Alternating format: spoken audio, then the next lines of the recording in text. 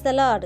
మన ప్రభువైన యేసుక్రీస్తు పరిశుద్ధమైనటువంటి నామంలో ఈ ఉదయకాలపు కృపావార్తను వింటున్నటువంటి మీ అందరికీ దేవుని పేరిట వందనాలు చెల్లిస్తూ ఉన్నాను. అందరు బాగున్నారా?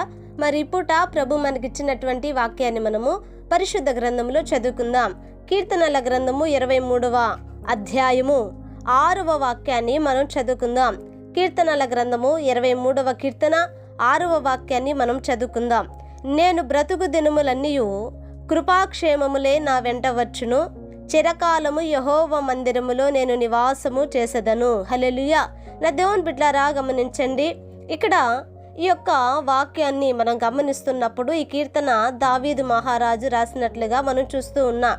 ఇప్పుడు దావీదు యొక్క బ్రతుకు దినములన్నీ కూడా ఏం కావాలని కోరుకుంటున్నాడు, ఏముంటే బాగుండు అని కోరుకుంటున్నాడు అనంటే, నా బ్రతుకు దినములన్నీ కూడా మరి ఈ ఆస్తులు ఉంటే చాలండి, ఈ ఉద్యోగాలు ఉంటే చాలండి, లేకపోతే నా పిల్లలు నా చెంతే ఉంటే చాలండి, ఇవి కాదు. కానీ నా దేవుని బిడ్డలారా, అతడు కోరుకుంటున్నటువంటిది ఏమిటి?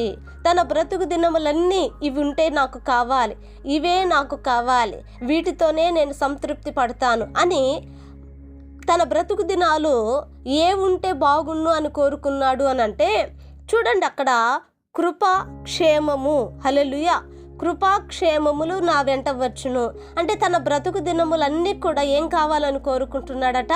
కృప కావాలని కోరుకుంటున్నాడు, క్షేమం కావాలని కోరుకుంటున్నాడు.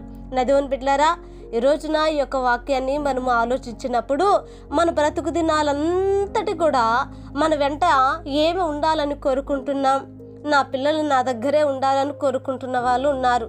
ఇదిగో నేను బ్రతికినంత కాలం నా ఇంట్లోనే ఉండాలి, నేను బ్రతికినంత కాలము ఇదిగో ఇలాగ ఉండాలి అని కోరుకుంటున్నాం. కానీ కృపను కోరుకుంటున్నామా?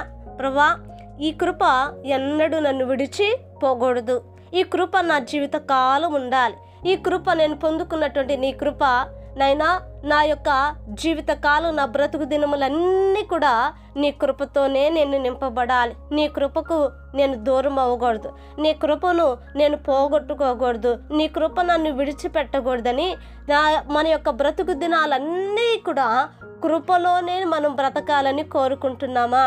కానీ దావీదు అంటాడు, బ్రతుకు దినములన్నీ కూడా అంట కృపాక్షేమాలే తన వెంట వచ్చును అని కోరుకుంటున్నాడు. కనుక నా దేవుని బిడ్డలారా, ఈ దినము నా యొక్క వాక్యాన్ని మనం వింటున్నప్పుడు మనం కూడా కోరుకుందామండి, ఆయన కృప మన బ్రతుకు దినములన్నీ కూడా మనకు తోడే ఉండాలి.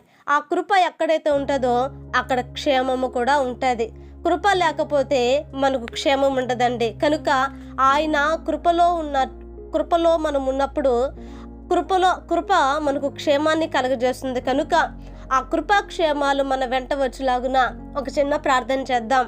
మహాపరిశుద్ధుడు అయిన మా తండ్రి, కృప కలిగిన దేవానికి వందనాలయ్యా. ఈ ఉదయకాలం ముందునైనా మీరు మాతో మాట్లాడినందుకే నీకు స్తోత్రాలు. నిజమే ప్రభువా, మా బ్రతుకు దినములన్నీ కూడా నా తండ్రి నీ కృపాక్షేమాలు మా వెంట వచ్చినట్లుగా నా తండ్రి మీరు ఆశీర్వదించమని ప్రార్థిస్తున్నాం. అవును ప్రభువా, మీరే దీవెనకరంగా మీరు మార్చమని ప్రార్థిస్తున్నా. ఈ వాక్యాన్ని వింటున్న ప్రతి వారిని మీరు ఆశీర్వదించి దీవించి కృప చూపి నడిపించమని యేసు నామమున అడిగి వేడుకుంటున్నాము తండ్రి, ఆమేన్. Praise the lord. దేవుని కృప మీకు తోడై ఉండును కాక.